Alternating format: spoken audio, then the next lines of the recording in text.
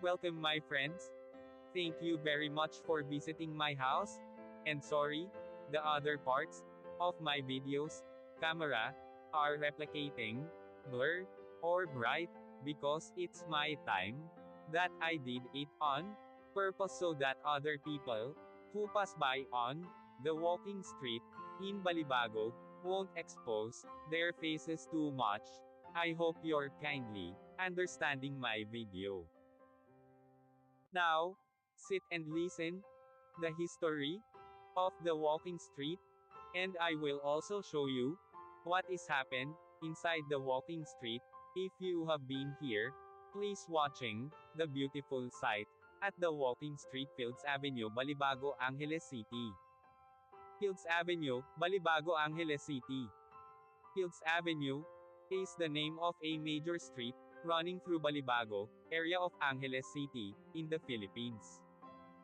It is the center of the red light district and the bar scene of the biggest entertainment district of the Philippines. Fields Avenue in Balibago, Angeles City. The name derives from the common military practice of naming roads adjacent to airfields as Field Street or Field Avenue. Originally, the name referred to the Clark Air Base and was Clark Field Avenue. The name evolved to become Fields Avenue.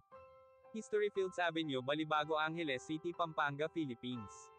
Philippines was an American colony from 1898 to 1946. Bars on Fields Avenue.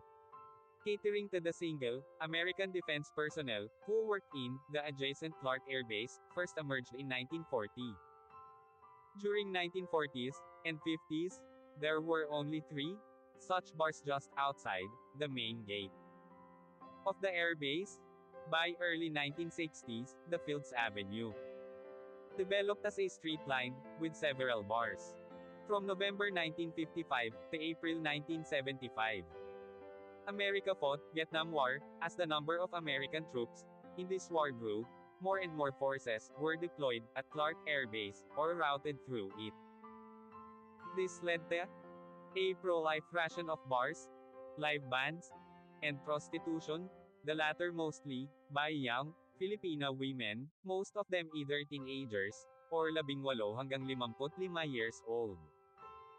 By the 1970s, there were more than 150 bars and prostitution joints along Fields Avenue.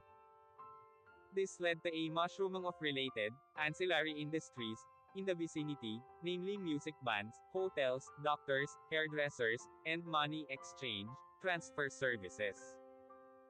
In its heyday, Fields Avenue provided direct or direct employment to nearly 20,000 Filipinos, including plumbers, electricians, and security guards.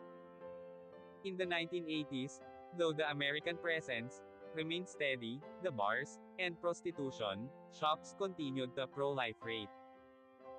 Many bars and prostitution dens were owned by Americans, as well as local politicians, thus leading to a nexus between the locals, politicians, and American military and ex-military personnel. With the withdrawal of American Defense Forces from Clark in 1993, many of these establishments changed hands, but continued to do business. As Clark was turned into a Special Economic Zone, SEZ, these bars and prostitution joints changed their clientele to suit their new customers, Japanese and Korean businessmen. Restaurants serving food from these countries began to appear, and signboards in these languages were put up. The period from 2000 hanggang 2010 saw further expansion of these joints, as the area was relabeled as an entertainment district.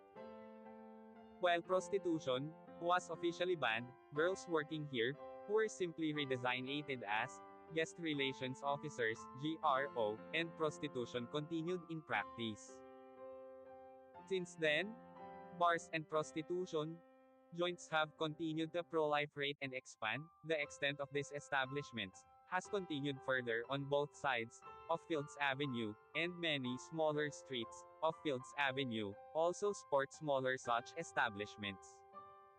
In 2010, a section of Fields Avenue, at the end where it meets the MacArthur Highway was named as Walking Street, mimicking Walking Street in Pattaya. This section was made pedestrians only, with road traffic banned, from 6 p.m. to 6 a.m.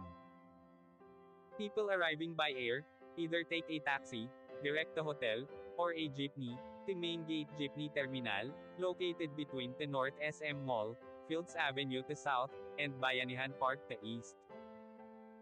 Those arriving from Manila by bus, ask the driver to drop them off at the corner of Fields Avenue and MacArthur Highway, or alight at Capas Angeles Transport Terminal, which is also walking distance from Fields Avenue and the MacArthur Highway.